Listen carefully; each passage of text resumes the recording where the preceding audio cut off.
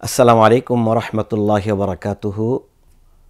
সম্মানিত দর্শক শ্রোতা মণ্ডলী, পেনভিশন টেলিভিশনের ধারাবাহিক আয়োজন তাফসিরুল কুরআন প্রোগ্রামের পক্ষ থেকে আপনাদের সকলকে স্বাগতম জানাচ্ছি। আপনারা যেখান থেকে আমাদের প্রোগ্রামের সাথে যুক্ত হয়েছেন, আপনাদের সকলেরই সদয় অবগতির জন্য বলছি যে আজকে আমাদের আলোচ্য বিষয় হলো সূরাতুল বাকারার 228 নম্বর আয়াত থেকে আমরা তাফসির উপস্থাপন করব। আল্লাহ রাব্বুল আলামিনের তৌফিক কামনা করছি। ইরশাদ হচ্ছে, আউযু বিল্লাহি মিনাশ শাইতানির রাজীম। والمطلقات يتربصن بأنفسهن ثلاثة قروء ولا يحل لهن أن يكتمن ما خلق الله في أرحامهن إن كن يؤمن بالله واليوم الآخر وبعولتهن أحق بردهن في ذلك إن أرادوا إصلاحا ولهن مثل الذي عليهن بالمعروف وللرجال عليهن درجة والله عزيز حكيم। এরশাদ হচ্ছে, তালাকপ্রাপ্ত নারীরা তারা তাদেরকে 3 কুরু বা 3 হায়েস পর্যন্ত তারা অবস্থান করবে এবং তাদের জন্য বৈধ নয় তারা কোনো কিছু লুকিয়ে রাখবে যা আল্লাহ রাব্বুল আলামিন তাদের গর্বে সৃষ্টি করেছেন, যদি তারা আল্লাহ এবং পরকালে বিশ্বাসী হয়। ওয়াবউলাতুহুন্না আহাক্কু বিরাদ্দিহিন্না ফি যালিকা ইন আরাদু ইসলাহা। বউলা শব্দের অর্থ হলো স্বামীগণ। যদি তারা আপোষ নিষ্পত্তি করতে চায় তাহলে তাদের স্বামীগণ তাদেরকে ফিরিয়ে নেওয়ার ব্যাপারে অধিকার রাখে। ওয়ালাহুন্না মিসলুল্লাযী আলাইহিন্না বিল মা'রুফ ওয়ালিররিজালি আলাইহিন্না দারাজাহ আল্লাহু আজিজুন হাকীম। আর নারীদের তেমনি ন্যায়সঙ্গত অধিকার আছে যেমন আছে তাদের উপর পুরুষদের, আর নারীদের উপর পুরুষদের মর্যাদা আছে।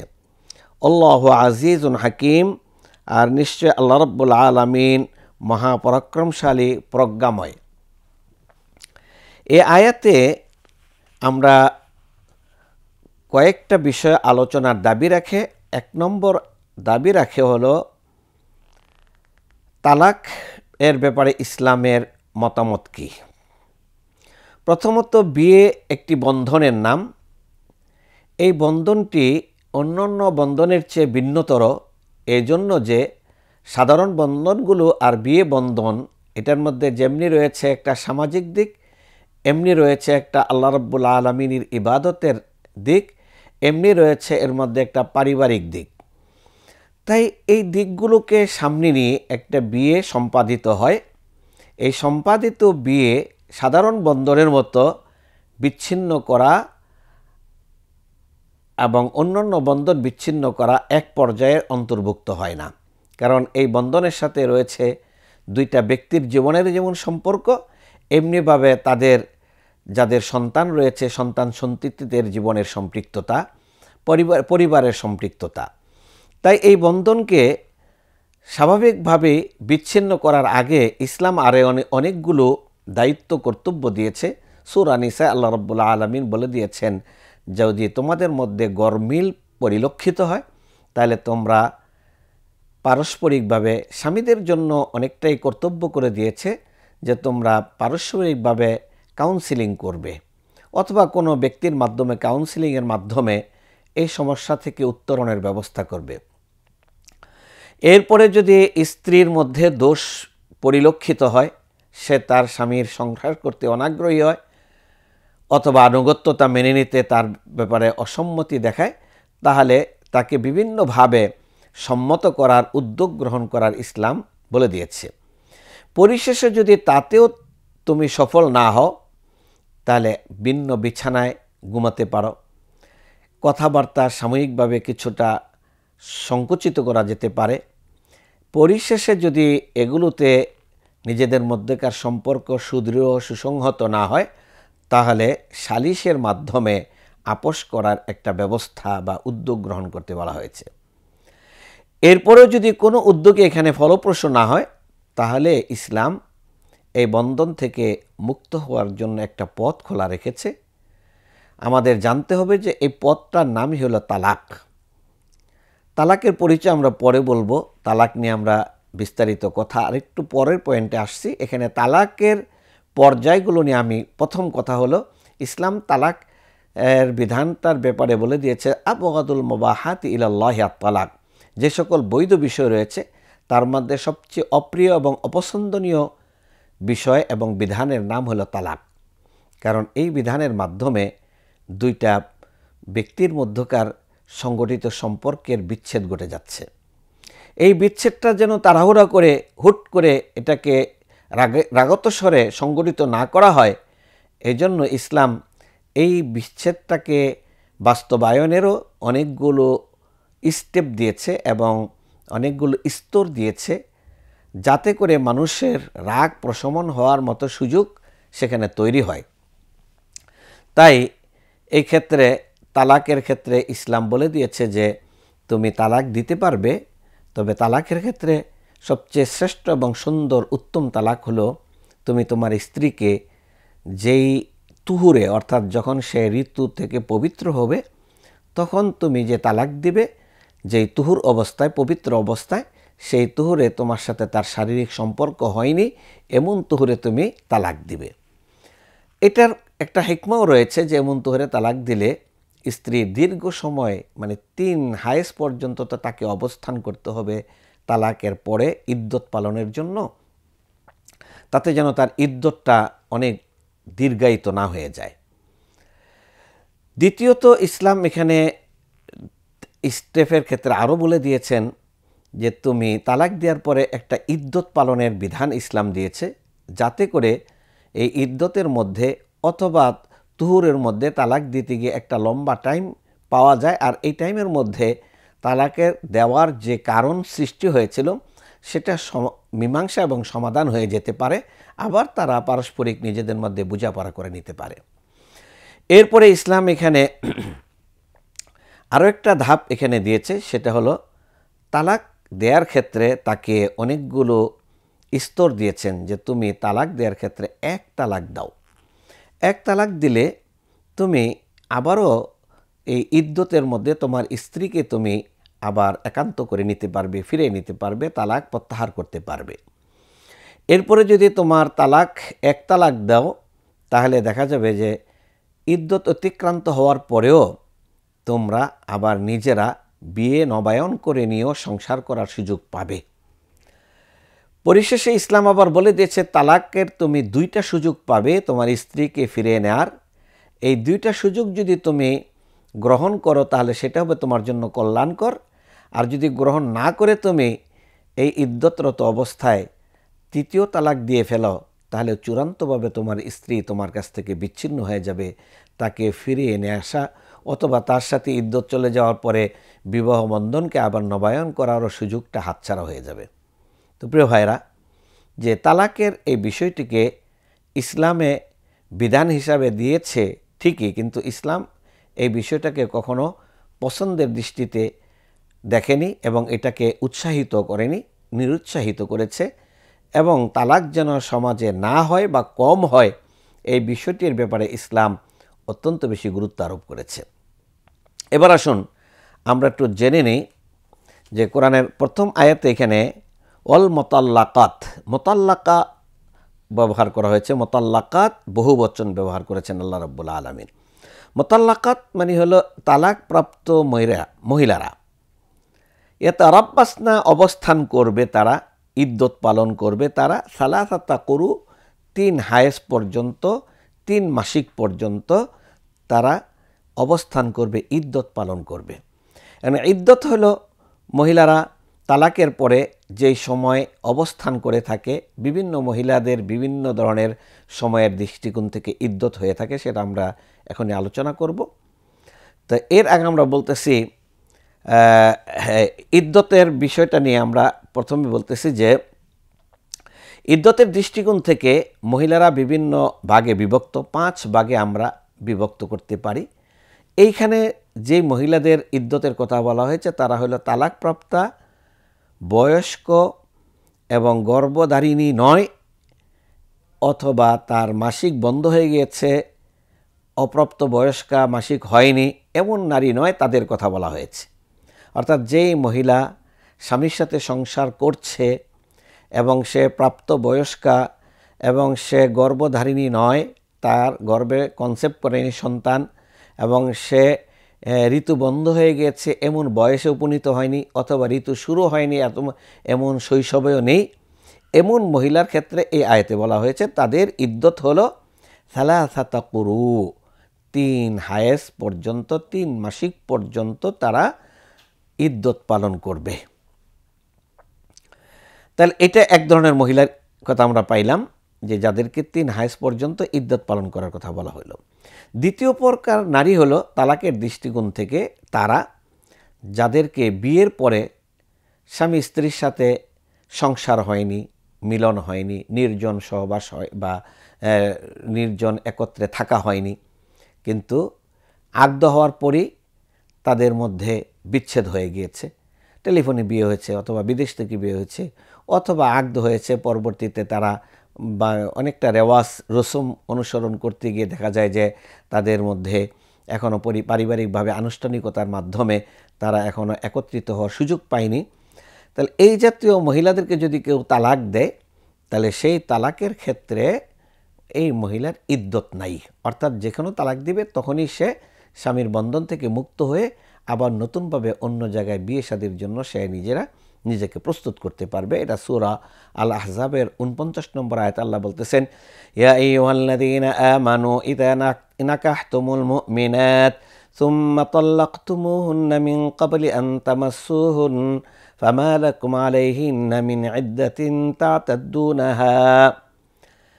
তোমরা যদি কোনো মুমিন নারীকে বিয়ে করো, এরপরে তাকে স্পর্শ করার আগে, অর্থাৎ তাকে সহবাস করার আগে, তার সাথে নির্জন সহবাসের আগে যদি তালাক হয়ে যায়, তাহলে তাদের ইদ্যত পালন করার বাধ্যবাধকতা নেই।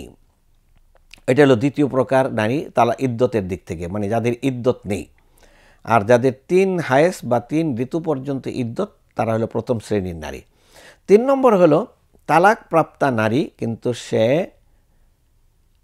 অন্তঃসত্ত্বা, প্রেগনেন্ট। তার ইদ্যতের ব্যাপারে কোরআনে কারিমে বলে দিয়েছেন সূরা তালাকের 4 নম্বর আয়াতে, ওয়া উলাতুল আহমালি আজালুহুন্না আন ইয়াদানা হামলাহুন। গর্ভবতী নারীরা যদি তালাক প্রাপ্ত হয়, তাহলে তার ইদ্যত হবে গর্ভ প্রসব করা পর্যন্ত, অর্থাৎ সন্তান প্রসব করা পর্যন্ত। সূরা তালাকে এর বিধান বলে দেওয়া হয়েছে। 4 নম্বর নারীদেরকে আমরা 2 ভাগে ভাগ করতে পারি, যাদের মাসিক বা ঋতু হয় না। এই নারীকে আমরা 2 ভাগে ভাগ করতে পারি। একটা হলো তার অধিক বয়সের কারণে তার মাসিক বন্ধ হয়ে গিয়েছে, অথবা বয়স ছোট হওয়ার কারণে তার মাসিক শুরু হয়নি। এদের সাথে যদি বিচ্ছেদ বা তালাক হয়, তাহলে তাদের ইদ্যত কতদিন সেইটা আল্লাহ রাব্বুল আলামিন সূরা তালাকের 4 নম্বর আয়াতে বলছেন, ওয়াল্লাঈ ইয়াইসনা মিনাল মাহিদ মিন নিসাইকুম ইন ইরতাবতুম ফাইদ্দাতুহুন্না সালাসাতু আশহুর ওয়াল্লাঈ লাম ইয়াহিদ। যে সমস্ত মহিলারা ইয়াইসনা মিনাল মাহিদ, অর্থাৎ মাসিক হওয়া থেকে তারা নিরাশ হয়ে গিয়েছে, অর্থাৎ তাদের মাসিক আর হচ্ছে না, তাদের ইদ্যত হলো 3 মাস। এমনিভাবে 3 মাস ইদ্যত হলো যাদের মাসিক শুরু হয়নি তাদেরও। তাহলে আমরা 5 প্রকার ইদ্যতের মোতাল্লাকা, 5 প্রকার তালাকপ্রাপ্তা নারী, যাদের 5 ধরনের ইদ্যতের কথা আমরা এখানে বললাম। শেষ প্রকারের ইদ্যত, 2 প্রকারের ইদ্যত সেম, অর্থাৎ প্রাপ্ত বয়স্কা হয় নাই যে নারী, অথবা যার বয়স হয়ে যাওয়ার কারণে, বার্ধক্যের কারণে তার মাসিক বন্ধ হয়ে গেছে, সেই নারী, তাদের তালাকের ক্ষেত্রে 3 মাস তাদের ইদ্যত পালন করার কথা বলা হয়েছে। এবার আসুন আমরা একটু জেনে নেই তালাকের বিষয়টি নিয়ে আমরা একটু আলোচনা করি। তালাক কী জিনিস, এবং তালাকের শরঈ বিধান কি কি, এই বিষয়টা নিয়ে আমরা একটু আলোচনা করি। তা লাম কফ তলাক শব্দ এখান থেকে আসছে, তলাক। আর তলাকুন এই শব্দটি ব্যবহৃত হয় একটা ক্রিয়ামূল হিসাবে, বাবে তাফঈল থেকে বলা হয়। হ্যাঁ, ফাআলুন তলাকুন, তল্লাকা ইউতাল্লিকু তাতলিকান ওয়া তলাকান। এর অর্থ হলো রাফউ কাইদিন নিকাহ বিলাফযিন মাখসুস, সুনির্দিষ্ট শব্দের মাধ্যমে বিবাহর বন্ধনকে বিচ্ছেদ করা, এর নাম হলো তালাক। তাহলে সেখানে সুনির্দিষ্ট শব্দ লাগে, আর বিয়ে থাকতে হবে, বিয়ের বন্ধনকে বিচ্ছেদ করতে হবে। এই কাজ করবে কে? প্রাপ্তবয়স্ক স্বামী, যার সাথে বৈধ বিয়ে হয়েছে কোনো নারীর, তিনি কোনো ধরনের বল প্রয়োগ ছাড়া তিনি তালাক দিবেন। এই তালাকটাকে ইসলামী শরিয়া তালাক বলে। তালাকটাকে বিধানের দিক থেকে আমরা 3 ভাগে বিভক্ত করি, বা ফুকাহারা 3 ভাগে বিভক্ত করে থাকেন। একটা হলো তালাকে রিজঈ বলা হয়। তালাকে রিজঈ হলো এমন তালাক যে তালাকের পরে স্ত্রীকে স্বামী আবার পুনরায় তার বিবাহ বন্ধনে ফিরিয়ে নিয়ে আসতে পারেন তার ইদ্যত চলাকালীন। যতক্ষণ না তার ইদ্যত শেষ হবে তার মধ্যে তিনি নিয়ে আসতে পারবেন। এটার নাম হলো তালাকে রিজঈ। এটা নিয়ে আরেকটু ডিটেলস কথা একটু পরে বলবো। 2 নম্বর হলো তালাকে বায়েন। তালাকে বায়েনের ক্ষেত্রে শব্দের ব্যবধানে তালাকে বায়েন সংঘটিত, সেটা আমরা পরে বলবো। স্বামী স্ত্রী দুইজনের মধ্যে বিচ্ছেদ হয়ে যাবে। স্ত্রীকে ইচ্ছা করলে স্বামী তালাক প্রত্যাহার করে আবার ফিরে আনতে পারবে না। ইদ্যতের মধ্যে হোক অথবা ইদ্যত অতিক্রান্ত হওয়ার পরে হোক, যদি তারা ফিরে আনতে চায় তাহলে তাদের মধ্যে আবার বিবাহ বন্ধনকে নবায়ন করতে হবে। আর 3 নম্বর হলো তালাকে মুগাল্লাজা বলা হয়। এই তালাকে মুগাল্লাজা, যেটাকে অন্য ভাষায় বলা হয় বাইনুনা কুবরা, অর্থাৎ চূড়ান্ত বিচ্ছেদ হয়ে গেছে।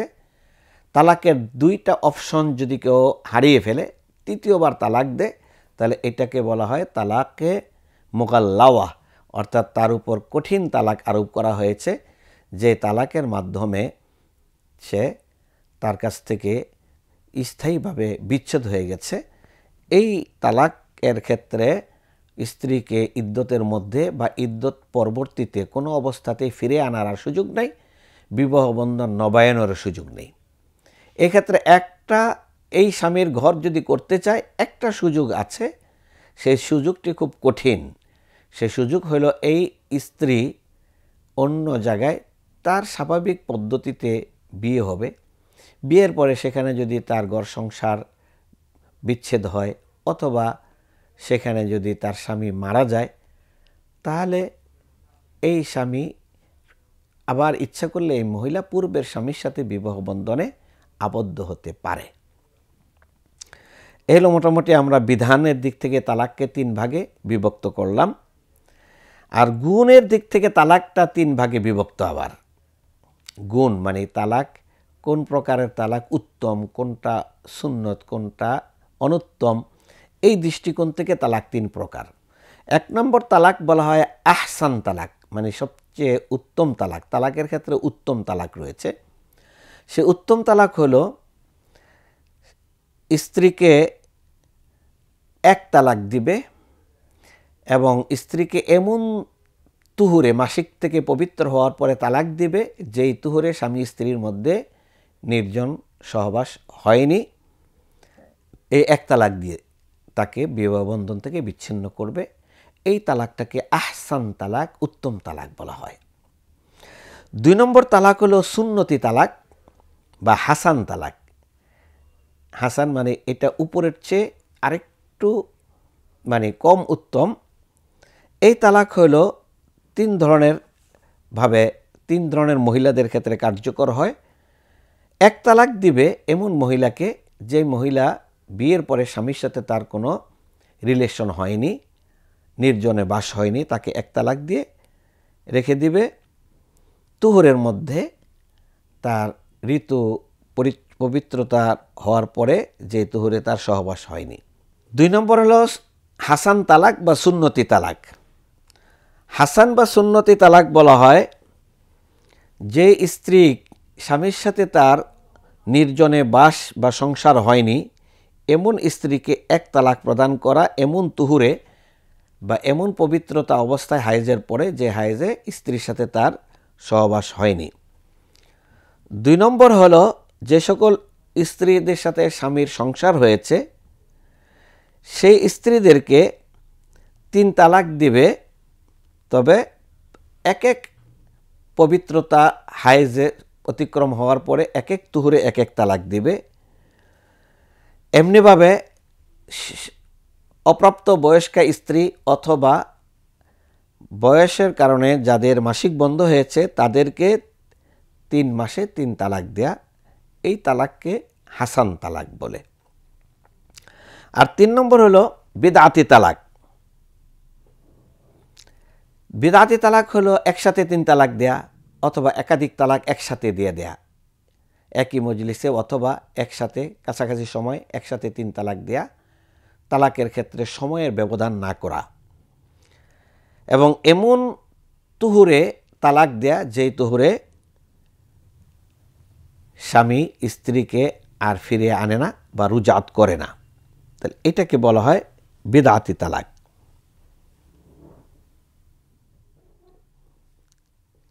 এই 1 নম্বর। 2 নম্বর হলো এমন তুহুরে এক তালাক দেয়া যেই তুহুরে স্ত্রী সাথে স্বামীর মিলন হয়েছে, সহবাস হয়েছে। 3 নম্বর হলো হায়েজ অবস্থায় তালাক দেয়া, এই তালাকটাকে বেদাতি তালাক বলা হয়। তাহলে আমরা বেদাতি তালাকের 3টা প্রকার বললাম। একটা প্রকার বললাম যে একসাথে একাধিক তালাক দেয়া, 2 প্রকার বললাম এক তালাক দিবে কিন্তু এমন তুহুরে তালাক দিবে যেই তুহুরে স্ত্রী স্বামী দুইজনের মধ্যে সহবাস হয়েছে। 3 নম্বর হলো হায়েজ অবস্থায় তালাক দেয়া।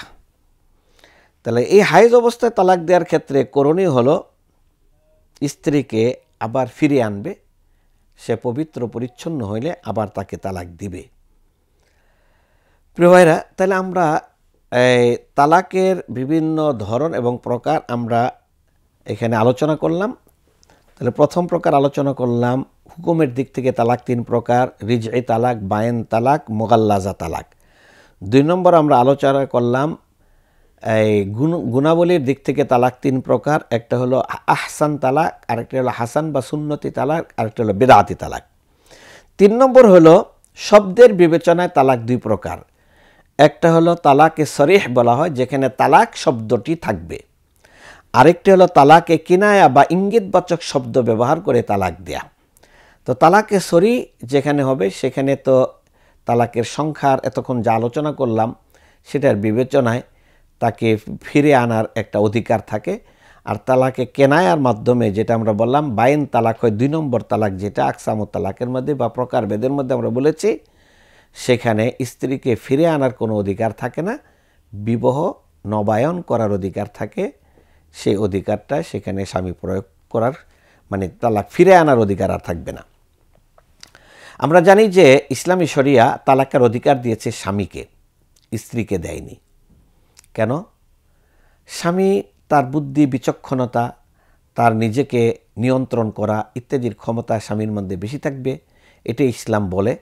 তার মধ্যে সহনশীলতা বেশি থাকবে, বুদ্ধি বিবেচনা বেশি থাকবে, রাগ ক্রোধ এগুলোকে নিয়ন্ত্রণ করার ক্ষমতা বেশি থাকবে। ওইটাই যদি আমাদের মধ্যে নাও থাকে তাহলে আমাদের ধারণ করা উচিত।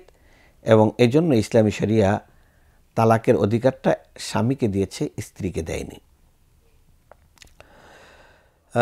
এরপরে আমরা আয়াতের মধ্যে আল্লাহ রাব্বুল আলামিন তালাকের এই বিধানগুলো বর্ণনার পরে আমরা তালাকের আরেকটা বিষয় নিয়ে আলোচনা করছি, যেটা আমরা বললাম যে তালাকটা তো 3 প্রকার বিধানের দিক থেকে, একটা হলো রিজঈ তালাক, আরেকটা বায়েন তালাক, আরেকটা মুগাল্লাজা তালাক। তো রিজঈ তালাকের ব্যাপারে আমরা যে বিষয়টা বলতে চাই যে 1 তালাক বা 2 তালাক, এই ক্ষেত্রে স্ত্রী স্বামীর ঘরে আবার ফিরে আসতে পারবে। এই ফিরে আসার ক্ষেত্রে স্বামী তার স্ত্রীকে ফিরে আনতে পারবে, এক্ষেত্রে তার নতুন করে বিবাহ বন্ধন নবায়ন করতে হবে না। তাকে নতুন করে মোহর দিতে হবে না, স্ত্রীর সম্মতির প্রয়োজন হবে না এবং তাদের অভিভাবকদের সম্মতিরও প্রয়োজন হবে না।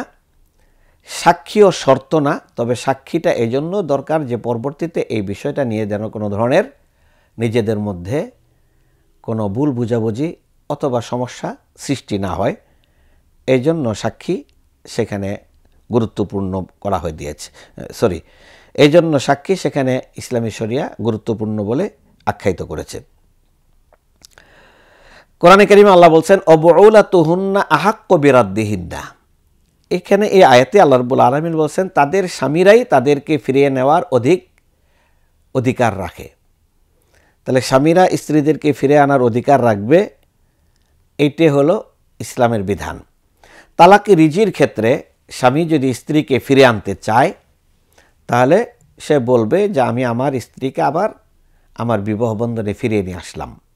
এই কথাটা বললেই শুধু ফিরে চলে আসবে। শব্দের মাধ্যমে যদি ফিরে আনতে চায়, স্ত্রী কাছে নেই, তাহলে সাক্ষীদের উপস্থিতি বলবে যে তোমরা সাক্ষী যে আমি আমার স্ত্রীকে আমার বিবাহ বন্ধনে আবার ফিরিয়ে আনলাম। স্ত্রীকেও শোনাই দিতে পারে সেই কথাটি।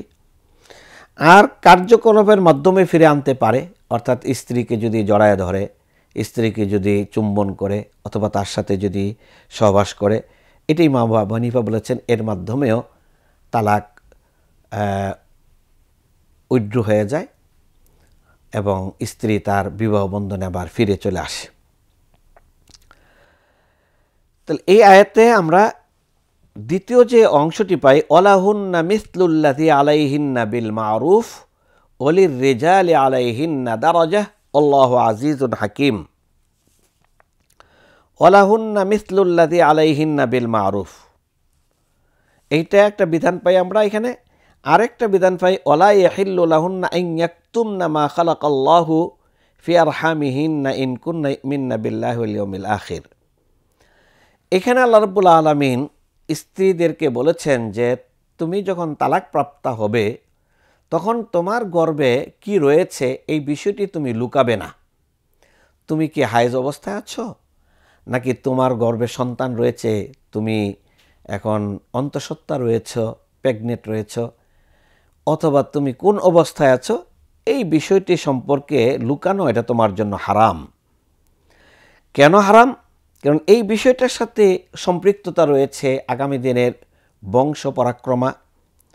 এই বিষয়টির সাথে সম্পৃক্ত রয়েছে স্বামী স্ত্রীকে ফিরে আনা না আনা, অর্থাৎ কারো মাসিক 3 দিন হতে পারে, কারো 10 দিন হতে পারে, এই কারণে সময় তার কম বেশি হতে পারে।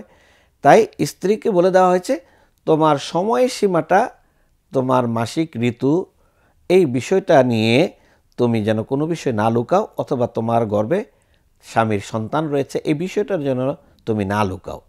এক্ষেত্রে কেউ যেন কোনো অন্যায় পদ্ধতির আশ্রয় না নেয়, অর্থাৎ গর্ভকে কি বলে এটাকে কোনো ঔষধ বা মেডিসিন ইত্যাদি গর্ভপাত ঘটানো, এটা যেন না হয় ইত্যাদির বিষয়টাও ইসলাম এখানে গুরুত্ব আরোপ করে দিয়েছে।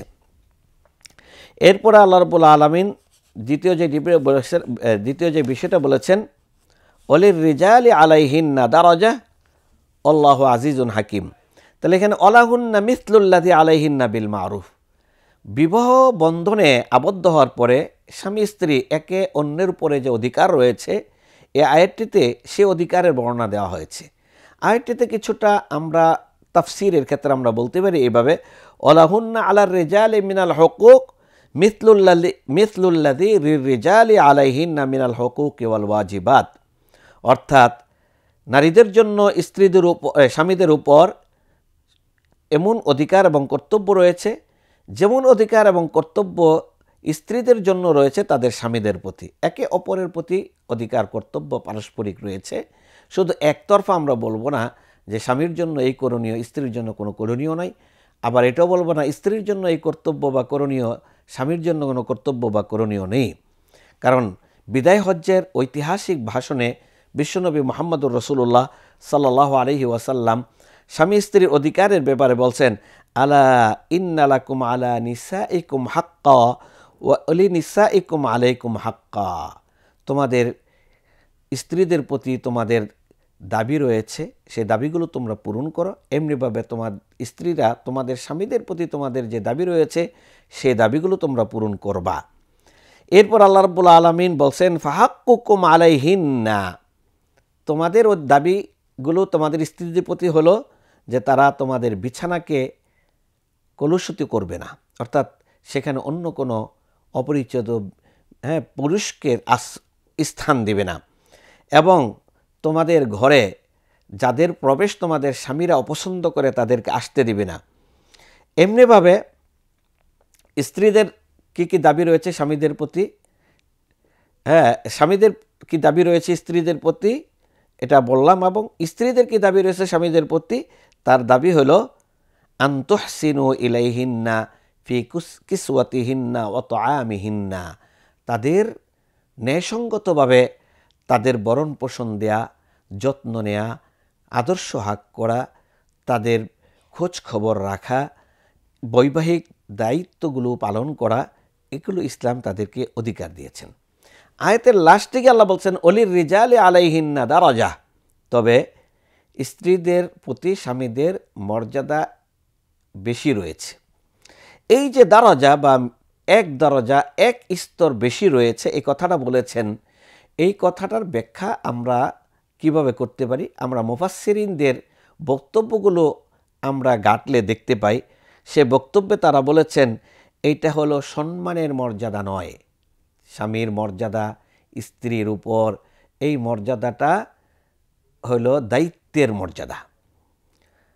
এই দায়িত্ব মর্যাদা আল্লাহ তার উপর কাজ দিয়েছেন যে তুমি তাকে বরণ পোষণ করবে, তার ভালো মন্দের খোঁজ রাখবে, তার যে অধিকারগুলো আছে সেগুলো পালন করবে।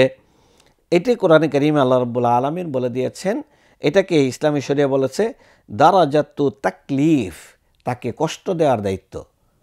স্ত্রীর জন্য কষ্ট করে তাকে ইনকাম করতে চলে যেতে হয়, বিয়ে করেছি এখন বেকার থাকা যাবে না, এখন ইনকাম করতে হবে, এখন চাকরি করতে হবে, এখন বিভিন্ন কাজ কাম করে চলতে হবে আমাকে।